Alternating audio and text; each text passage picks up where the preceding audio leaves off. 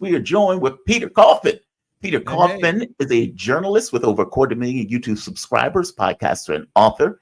In their book, Custom Reality and You, they explore reality in a world where profit is the driving force. Peter, thank you for joining me, man. How you doing this morning?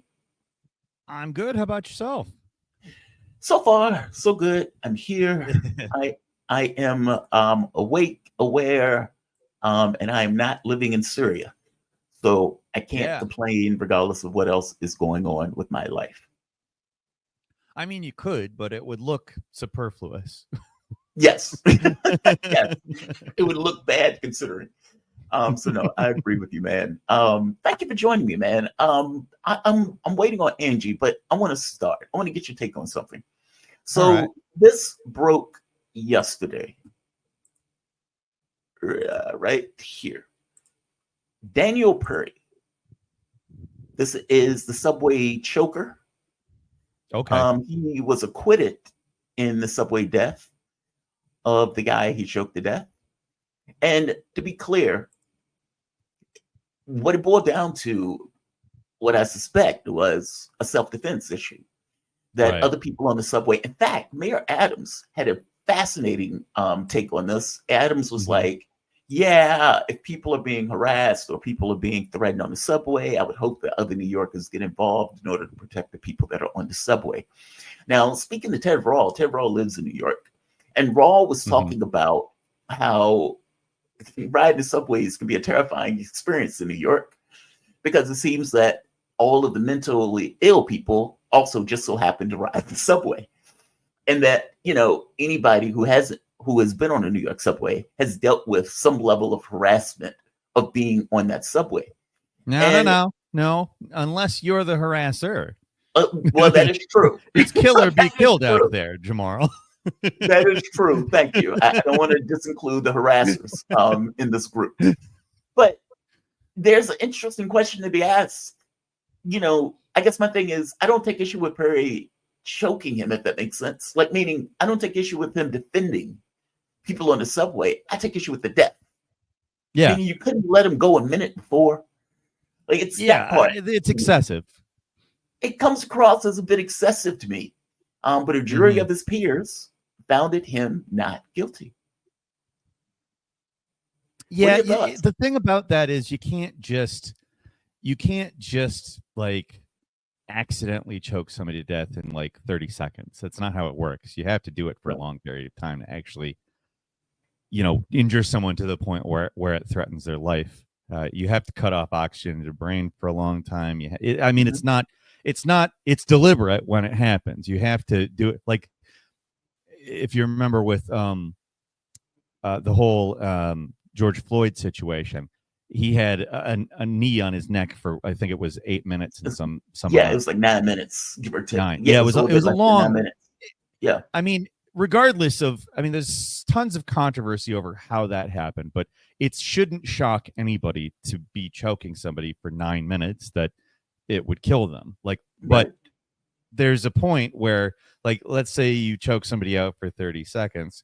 That's not going to do that. It's not even kind of going to do that. It might knock them out. It might knock them. It might not even knock them out, honestly, if it's Mhm. 30 seconds. So, I mean, it's deliberate. There's a point where it's too much. Like you could punch him. Like like it's not I'm not saying that it's great to go ahead and punch people on the subway, but if there's somebody that is dangerous and hurting somebody else, I think that's probably a better solution than choking them for a period long enough to kill them.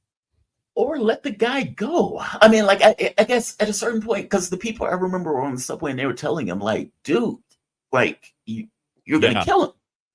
Yeah. And because initially the reports are that he had him for like 15 minutes. Then they found out, okay, well, it wasn't 15 minutes. But it's Yeah. like, okay, whether it was 15 minutes or whether it was six, whether it was Yeah. eight, 6 is a lot. yeah, It's clearly it enough. was long enough to stop him. But New Yorkers who also might have rode those subways, who might have had to deal with people who were harassing them, might have came to a different assessment. I think it. I mean, I could be wrong, but I can't. Clearly they were giving testimony that this was in defense of the larger group, and that the person Yeah. was a threat.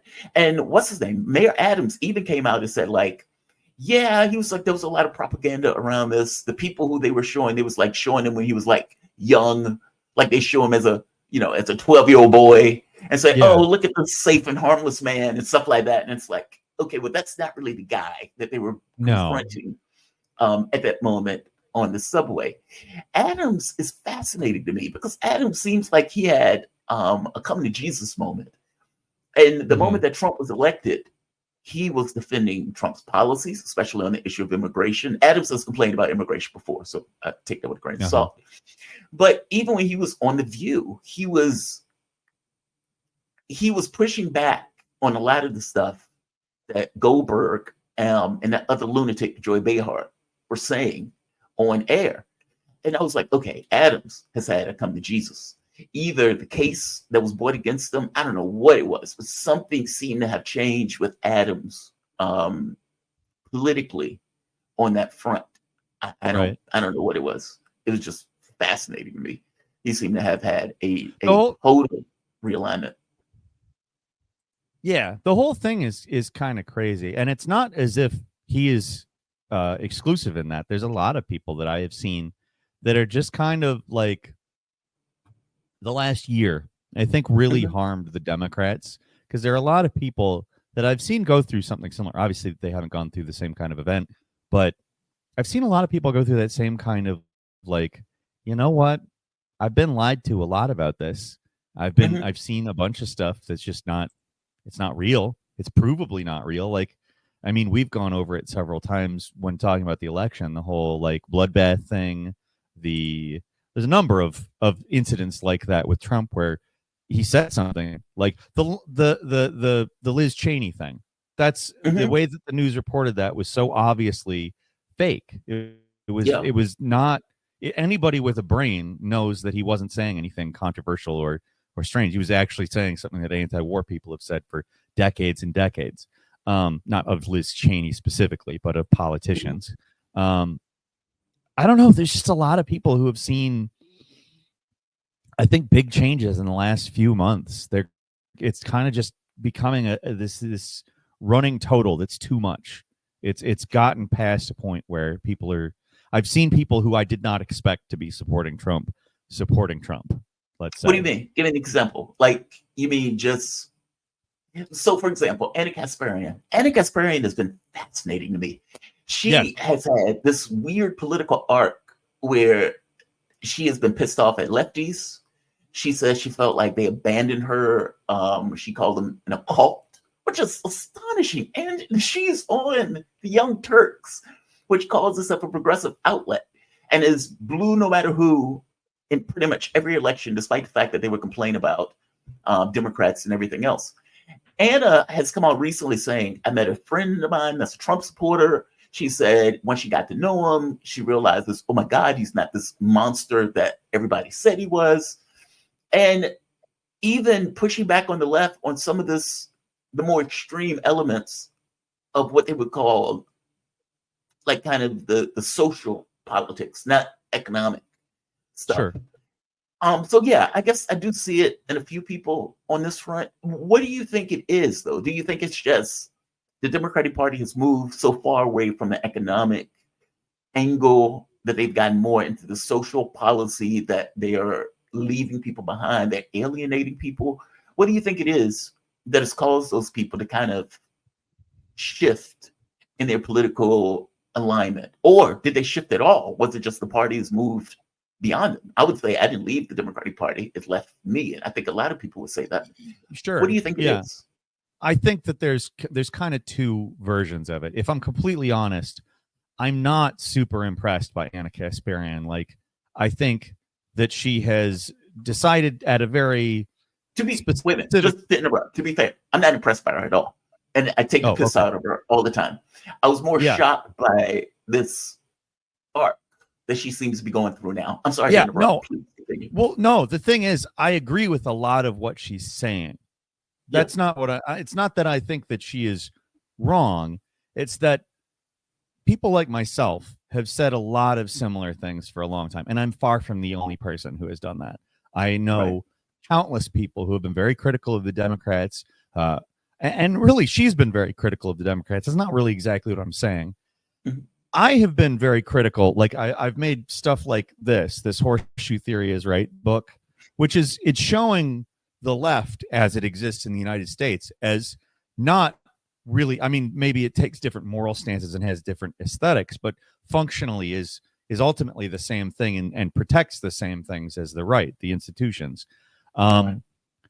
I've been saying that for a very long time, and you know, I don't necessarily say it horseshoe theory in the way that Noberto Bobbio, the guy who came up with that, is saying it. I'm saying it on a class basis. I think they both represent different factions of one class. Yeah.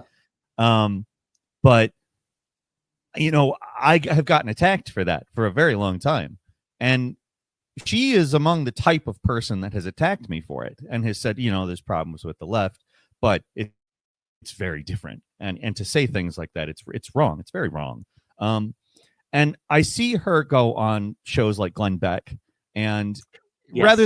rather than approach people like myself, because there are people like myself who have been doing this who are of much higher profile, that she could approach and do these shows with that type of a person who has an actual, you know, class analysis or any of that.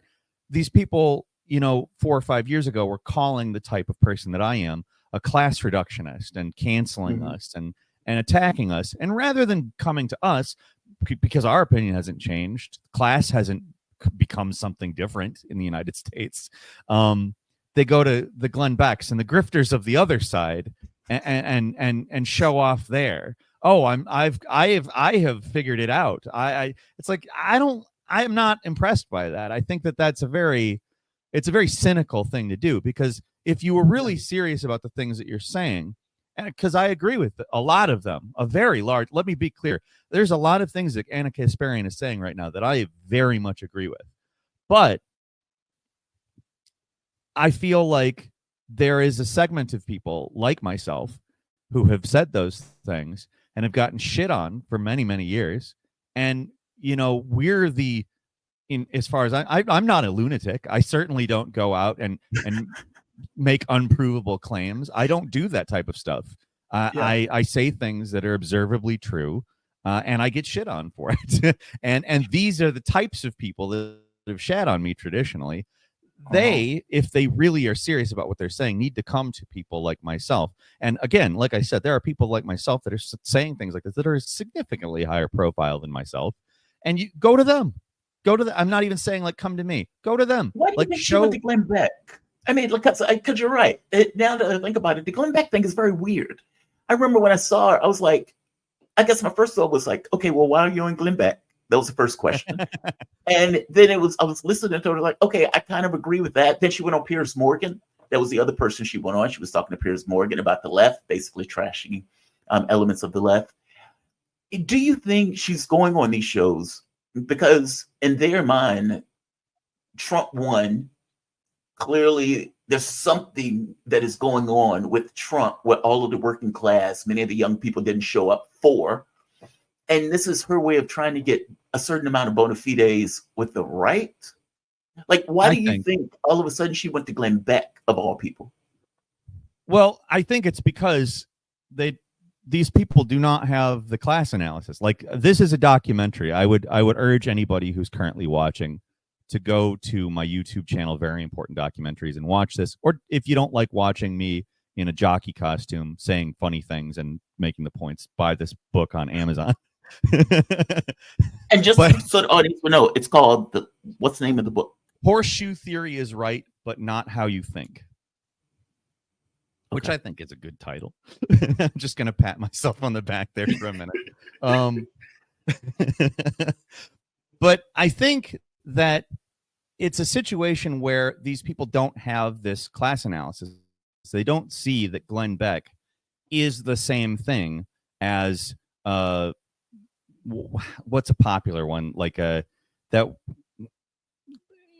David Pakman. They're the same thing. They're just they look different, they sound different, they say things that are ultimately, you know, sound like they are in conflict with one another, but they're protecting the same things. they may not be of the ruling class, but they're certainly aligned with the ruling class. And this isn't to shit on David Pakman or anything. I think that he has, you know, a lot of things that he's correct about, but he's also very incorrect on Israel as far as I'm concerned. But his analysis stops when it comes to questioning these institutions on a fundamental level. He won't do it. He can't do it. He's not, and that's not to say like, oh, he needs to be a good socialist. I don't really care if people are socialist or not. I think that if we ultimately held the institutions accountable in a smart way, we would land on something that looks like socialism. Whether we call it socialism or not, I don't really care what words we use. I think it would be nice to hold institutions accountable. But the point is, if you asked him, should we completely fundamentally change the economic and social systems we live in, he would say, absolutely not. What are you, insane? And so would Glenn Beck. Like these people are not people who want to change things. They want the class of people that's ruling right now to be ruling. They don't, while they may not like corruption, they'll defend it if the person who is attacking the corruption wants to change things on a fundamental level. And when I see somebody like Anna Kasparian who is saying the things that she's saying, which are ultimately probably more in alignment with a person like myself, going that direction, it just says to me they don't understand, or worse, they are themselves a grifter and just going where the cloud is currently. But I try to take a generous or charitable position. They don't understand. Like the thing that they're complaining about, they're going to the other side of that thing and appealing to that instead. Like it's ultimately, like you talked about, the Democratic Party has lost the economic part of what they have claimed to be about for years and years, and what they built their reputation on decades ago. The reason that's gone is because ultimately they can't pursue those things without rubbing up against class conflict, and class conflict leads us to, you know, different economic and social systems. I would, if I were able to speak to somebody like Anna Kasparian, I would ask them if they understand that they're I mean, would I go on Piers Morgan? Absolutely. I would go on Piers Morgan in a second. Would I go on Glenn Beck? Absolutely. And I would probably come off in a similar way. It's just I associate with people who I specifically think have that analysis, and I'd go on smaller right-wing things. But the point isn't to, you know, be like, you know what, you were right about the left. Right. Right. The point is to gain exposure for the things that I say everywhere, whether it's on a left thing or a right thing. And I don't see that with this. With this, I see Anna Kasparian, and I see other people do it too. They go on and they, you know what? The left, they really are crazy. Yeah. And it's not like they aren't. I don't think that they are normal or not crazy. It's just that that's not the point, you know? Yeah. I remember I had this guy send me a text one day, an email, and he says, dude, he said, I used to watch your show just to joke you. He says, I used to be a troll. And he said, I realized after like several months that I was watching your show every day. And he says, I am a hardcore right winger. He said, but I agree with 70% of what you said. And I was thinking to myself, okay, then you're not a right winger. There's no way. And it made me realize that people start to identify so much with a particular thing that they tend to defend that thing. They tend to see themselves as that thing. And, you know, I would point out, I was like, okay, look, these people are corrupt. These people aren't looking out for your interests. We need to have increase the minimum wage. The issue, Social Security needs to be expanded. There should be health care. And it's like, but if you agree with that stuff, then you're not a right winger. Like yeah, but you're not a left winger either. You're not a Democrat, at least, because the Democratic Party doesn't believe in that stuff either. I guess, and you're so right about this idea of the class analysis and how you're ultimately going to run up against a system that is against that very thought. Like Sanders, I remember one of the best questions in the world was asked about Sanders was that if Sanders actually won, and Sanders actually believed in that stuff and was pushing for that stuff, at some point he's going to realize the mechanics of the system disallows me to do what I actually want to do. And what does he do at that point? That is a fascinating question, right? Like, what do you do when Well, you realize that the very thing that you want to accomplish runs up against the very system to which you operate in? I don't have an answer for that. I don't have I an answer. I think Bernie Go Sanders ahead. has answered that question for us. If I'm completely honest, I think he's given us that answer in the last year, well, several years, honestly. The way that Joe Biden is the most progressive president since FDR, according to Sanders. yeah, my old friend Joe. I don't know. The thing that bothers me about Bernie Sanders is through the election, he supported Kamala Harris, and he showed Mhm. us, you know, Kamala Harris is still a progressive. Kamala Harris, like he's defended her in ways that, frankly, are credibility shaking as far as I'm concerned. Yeah, And then after the election, he goes, "Oh, the Democrats have left the working class behind. That's the problem." And it's like, Bernie, you can't turn around and say that when the election's done, because right, that was the problem of the election. And it was right. clear during the election, and it was clear during the 2020 election. Even Yeah, though Joe Biden won, it wasn't because of Joe Biden. It was because a lot of people, specifically Democrats, were still looking at this in this left right paradigm that I've been criticizing as about class. And things didn't get marginally better during Trump, although to be clear, like Trump did have to deal with COVID. And I think a lot of people gloss over that. Um, mhm, he Things didn't get significantly better. They got marginally better and probably in temporary ways, to be clear. And that wasn't what people wanted with Trump. So a lot of people swung back the other way as a protest vote. There was some protest vote for Trump with the mhm. original Trump supporters. It's that clear. And they're showing their faces again in the wake of this election as he's named certain people to his cabinet that they very vehemently oppose. I've seen more than a few of those people come back and be like, but Yeah,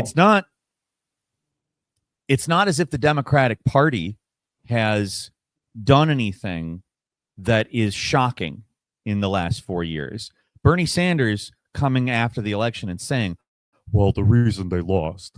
It's like, no, the reason they lost is things that you were allegedly running against, Bernie, like when you were running for president. And the problem is that when you were running for president, you never decided, you know what? These are the bad guys. I'm yeah, running against them. yes. Oh, that's such a good point. And What? and I mean, go ahead, please. No, continue. well, I was just gonna say, like, you can't turn around after the election, after they lost, after they've done all of the things that they've done directly to you, Bernie Sanders, and say with a straight face, after saying all of the stuff that he said defending Kamala Harris and telling people they have to vote for her to avoid fascism, and then be like, you know what, I kind of think that Robert F. Kennedy Jr. might be a good health person. It's like, no, you've been acting like that is the opposite of reality.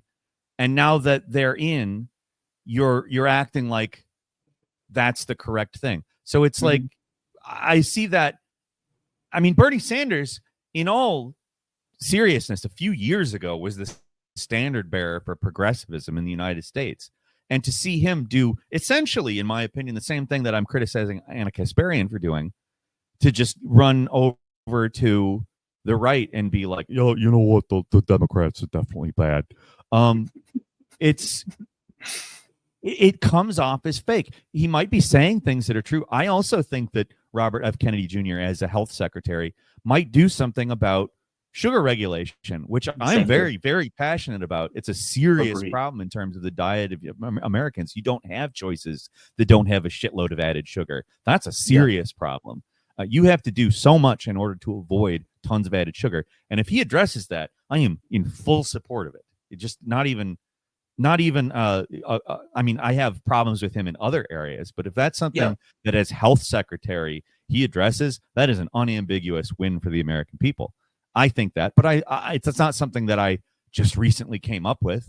I have criticisms for Robert F. Kennedy Jr. and I have things that I align with him on as well. That's not like I don't play the team sport thing. I'm well aware of the problems of Trump, and I'm well aware that Trump also went to South or North Korea and tried to initiate peace talks Yes. instead of what every other president has done. I'm aware Yes. that there are good things and bad things about all of these people. And I have said those things, whether they're ahead or behind. it's Last question. I guess, why do you think Sanders does that? I mean, because you're right. It seems that he thinks the Democratic Party is the best option out of bad options.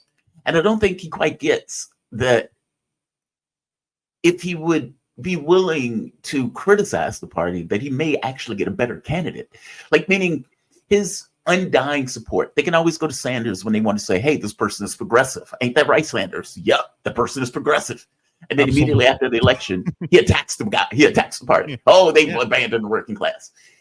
Like, you gotta attack him during the election, my man. Exactly. It has to be when it matters, not when it doesn't. I agree with you, man. It's tough. It's tough. It drives me nuts because, frankly, these people, like, I owe something to them. It's not that I don't. Like Bernie Sanders, if Bernie Sanders hadn't done what he'd done in 2015, if he hadn't run for president as a Democrat, I wouldn't have any of what I have in terms of visibility. I certainly wouldn't have had any momentum in terms of, being willing to be critical in a lot of situations. Like, there's things, I think that there's things that I owe to that man, but I also see there is a serious problem in the way that he operates. I mean, in a lot of ways, he opened the door for a lot of people like yourself and myself to be able to be critical and not be completely cast out. But also in the way that he has over the years defended the Democratic establishment. There are ways that we're not allowed to be critical of it. And it gets us in trouble because, Bernie Sanders, a standard bearer, has put this guardrail on and he's enforced it. It's like, I'm sorry, like, there's a serious problem in that. Like, if he's serious about the things that he wants to change, you have to be critical at all times. And it sucks because and there's a lot of people who think I get accused of being a right winger very often simply because I am very critical of the left. Right. That is enough to get me labeled as a right winger or a class reductionist with certain circles. I dislike that very significantly. And it's because of people like Bernie Sanders. They're people who they get the most time and attention.